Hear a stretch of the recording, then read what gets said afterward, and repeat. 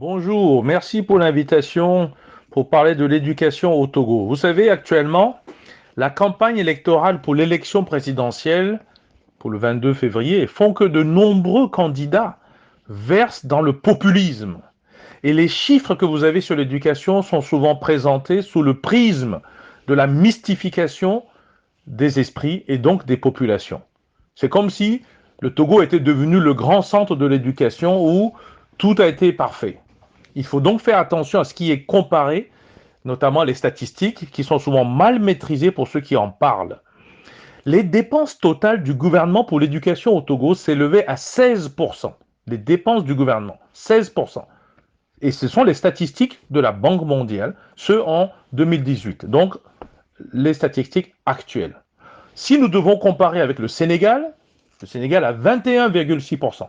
Le Ghana a 20,1%. Le Bénin à côté, 18,6%. La Côte d'Ivoire à côté, 18,5%. Donc le Togo est bien en dessous des performances qu'elle aura pu faire. Et on s'aperçoit qu'elle est en dessous des performances des pays qui sont et qui fonctionnent sur la base de la démocratie. Donc la démocratie qui n'est pas là au Togo a pour objet de bloquer l'avancement en fait de l'éducation.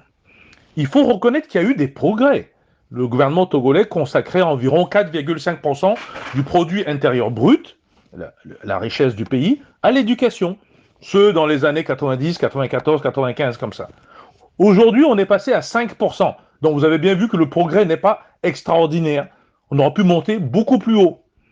Mais quand j'entends et je lis dans la presse que le Togo va consacrer plus du quart, 25%, de son budget de 2020 à l'éducation, alors ça, c'est inexact. Pourquoi? Quand vous allez dans le détail, vous allez vous apercevoir que dans ces soi-disant 25%, je vous rappelle que nous sommes à 5%, hein, la réalité que dit la Banque mondiale. Donc il y a quand même 20% qu'on nous dit qui va augmenter.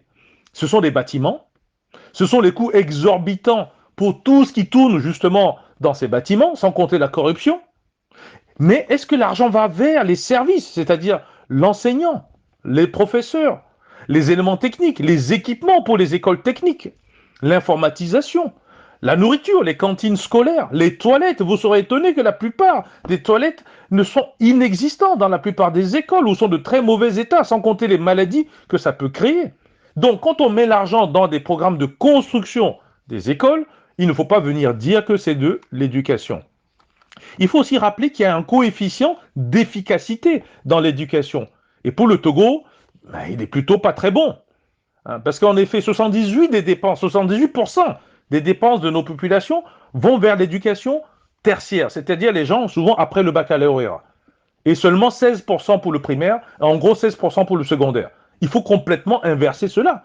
Si quelqu'un est arrivé jusqu'au troisième cycle ou à l'université, c'est qu'il a souvent l'argent pour faire continuer ses enfants. Il faut donc revenir pour que la plus grande partie de la population puisse bénéficier de cet argent-là. Et je vous rappelle que tout ce qui est technique, les spécialisations techniques, les écoles techniques, les centres de formation, l'apprentissage, la création et la gestion et la formation dans les métiers, et pire, l'entrepreneuriat, c'est une formation à avoir, sont systématiquement marginalisés, pour ne pas dire oubliés. Donc il y a un problème. Ceux-là même qui sont au gouvernement et qui font ces programmes sont des gens qui ne connaissent pas l'entreprise, qui ne connaissent pas la notion de métier, qui les méprisent même parfois. Et c'est pour ça que vous avez ce budget assez asymétrique. Bon, quand ce pays, le Togo, dit avoir un taux d'exécution des projets les plus performants dans la sous-région, on veut bien le croire. Sauf que les rapports d'audit et les rapports indépendants d'évaluation ex post, donc après coup, sur les résultats attendus et sur les objectifs poursuivis, ces rapports sont souvent absents. On ne les voit pas, on ne les entend pas, on ne voit, et surtout s'ils sont indépendants, on n'arrive pas à les lire. C'est cela qui est important. Si on a mis autant d'argent, alors il faut bien qu'il y ait le résultat.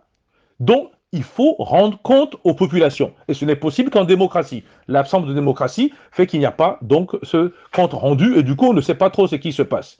Mais autre chose, les budgets qui viennent, quand on nous dit qu'il y a l'exécution des projets, c'est financé par l'international ou le bilatéral. Mais regardez bien les détails. Une très grande partie, plus de 65%, retourne dans le pays donateur. Comment? Sous la forme d'expertise internationale, des experts internationaux, sous la forme d'équipements qui sont souvent difficiles à maintenir, ou tout simplement, justement, des billets d'avion. Donc il n'y a pas de quoi pavoiser hein, sur ces résultats-là. Il suffit de montrer d'ailleurs le taux de chômage dans le Togo, qui varie assez allègrement entre 18% jusqu'à des 42% suivant la région ou suivant le secteur d'activité. Enfin, le système togolais est discriminatoire. C'est quelque chose de nouveau et qu'on a tendance à oublier. Et il est discriminatoire pour les filles dès le primaire.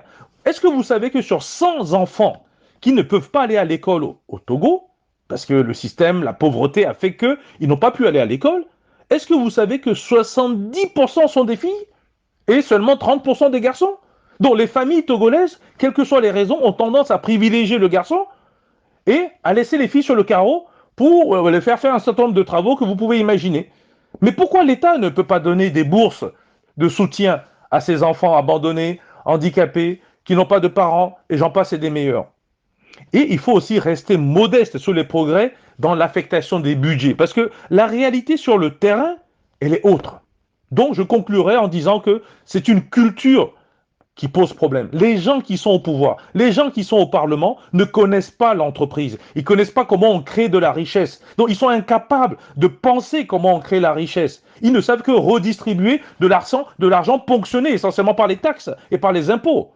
Et donc ils ne font que de l'affectation. C'est pour ça qu'ils affectent vers l'endroit qu'ils pensent être intéressant pour eux et non pas pour ce qui permet de créer des richesses dans le pays. Et la base étant l'éducation, bien sûr. Donc il faut changer l'ensemble de ces fonctionnaires. Il faut orienter leur culture entrepreneuriale, leur culture mentale.